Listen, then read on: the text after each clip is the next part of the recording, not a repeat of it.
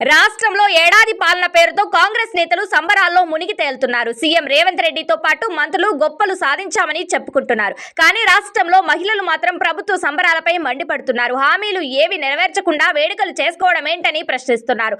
మహిళలకు ఇచ్చిన హామీల్లో ఏవి కార్యరూపం దాల్చకపోవడాన్ని గుర్తు చేస్తున్నారు. బీఆర్ఎస్ ప్రభుత్వం విజయవంతంగా అమలు చేసిన బతుకమ్మ చీరల పథకాన్ని రద్దు చేసిన కాంగ్రెస్ ప్రభుత్వం 2 చీరల పంపిణీ హామీని కూడా అటకెక్కించిందని ఆగ్రహం వ్యక్తం చేస్తున్నారు. స్వయం సహాయక బృందాలు మహిళలకు 2 చీరల చొప్పున ఇస్తామని సీఎం రేవంత్ రెడ్డి గతంలో హామీ ఇచ్చారు. రాష్ట్రం చేనేత జౌళి శాఖ ఉన్నతాధికారులు ప్రతిపాదనలు రూపొందించాలని చెప్పారు. కానీ అధికారులు రూపొందించిన ప్రతిపాదనలు ప్రభుత్వం వద్ద మూలుగుతున్నాయి. అధికారులు ఇచ్చిన ప్రతిపాదనలపై చర్యలు ఎందుకు తీసుకోవడం లేదని ఎస్హెచ్జి మహిళలు ప్రశ్నిస్తున్నారు. రాష్ట్రంలో 2 చీరల పథకం అమలుకు ప్రభుత్వం మంగళం పాడిందా, కావాలనే తొక్కిపెట్టిందా అని మహిళల్లో సందేహాలు వ్యక్తమవుతున్నాయి.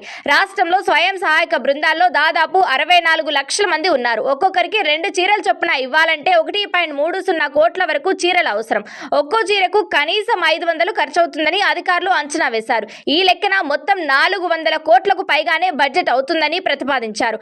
6 గ్యారంటీల హామీని అటకెక్కించిన కాంగ్రెస్ సర్కార్ చీరల కోసం భారీ బడ్జెట్ కేటాయిస్తుందని నమ్మడం అత్యాశ అని మహిళా సంఘాల నుంచి విమర్శలు వినిపిస్తున్నాయి. చీరల తయారీ ఆర్డర్లు వస్తే ఉపాధి దొరుకుతుందని భావించిన నేతన్నలు ప్రభుత్వం నుంచి స్పందన లేక ఆవేదన వ్యక్తం చేస్తున్నారు. బీఆర్ఎస్ హయాంలో బతుకమ్మ చీరల ఆర్డర్లతో పని దొరికేదని, ఇప్పుడు ఉపాధి కరువైందని మండిపడుతున్నారు.